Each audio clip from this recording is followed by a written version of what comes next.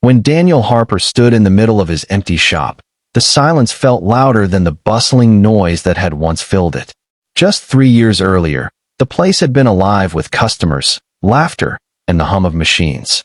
Now, it was nothing but an echo chamber of failure, the last remnants of his dreams scattered across the dusty floor.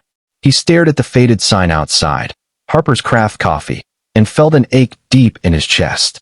His life's work, his passion, had collapsed overnight. The financial crash had stripped him of everything: his savings, his team, and even the friends who had once cheered him on. Daniel had been called the golden boy of the neighborhood, the young man who would make it big. But now, at 33, he was just another man who had failed. For weeks, he barely left his apartment. Bills piled up on the kitchen counter. The fridge was empty, save for a carton of milk and an unopened jar of peanut butter. He would sit by the window, watching other people walk with purpose, wondering if he'd ever feel that way again. His phone buzzed with messages he didn't have the courage to answer. Everyone seemed to have advice. Try this business. Move to a cheaper city. Maybe it's time to get a regular job. But every suggestion felt like a reminder that he had let everyone down, especially himself.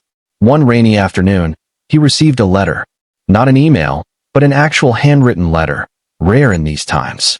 It was from Mr. Peterson, the retired cafe owner who had sold him his first coffee machine. Inside was a single line written in shaky penmanship. "It's not the fall that defines you, Daniel. It's how you rise."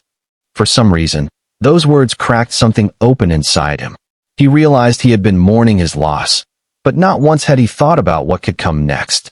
Failure had paralyzed him, but maybe, just maybe, it could also teach him. Daniel began small. He dusted off his old notebook filled with ideas he had scribbled over the years. He went to the public library, reading about entrepreneurs who had lost everything and started again. He started jogging every morning to clear his mind, and with each mile, he felt a little lighter. He didn't have money to open another cafe, but he had knowledge, years of experience in sourcing beans, creating blends, and understanding customer tastes. So he decided to build something that didn't require a storefront, an online coffee subscription business. It was risky, but so was staying stuck in the shadow of his past. He started in his tiny kitchen, experimenting with roast profiles late into the night. He couldn't afford fancy branding, so he designed the packaging himself.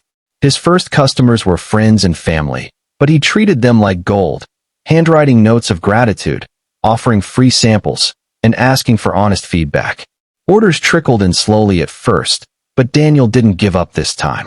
Every setback, a delayed shipment, a packaging mishap, became a problem to solve, not a reason to quit. One evening, while checking orders, Daniel noticed a purchase from a well-known food blogger.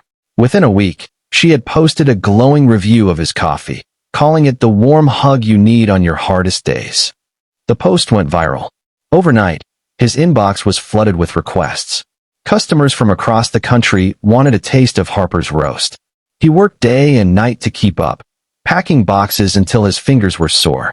For the first time in years, his exhaustion felt like progress. Months later, Daniel found himself standing in a bright, bustling space, his new fulfillment center, staffed by people who, like him, had faced setbacks and needed a second chance. He made it a policy to hire those with gaps in their resumes, believing in the power of redemption. One of his employees, a single mother named Lena, told him, "You didn't just give me a job, you gave me my dignity back." Her words reminded him that success wasn't just about profit, it was about impact. 2 years after he'd lost everything, Daniel was invited to speak at a local business conference. Nervously, he stepped up to the microphone and scanned the room. There were young entrepreneurs with bright eyes, people who hadn't yet tasted failure. He began his speech not with his achievements, but with the day he had stood in that empty shop. "I thought my story was over," he told them. "But sometimes the fall is just the plot twist you need." He shared the lessons he had learned, not about avoiding failure, but about embracing it, learning from it, and rising stronger. After the talk, a young man approached him with tears in his eyes. "I was about to give up," he said, "but you just gave me a reason not to."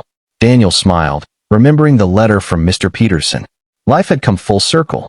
He had risen after the fall, not just for himself, but for everyone who needed proof that it was possible. In the years that followed, Harper's Roast became more than a business.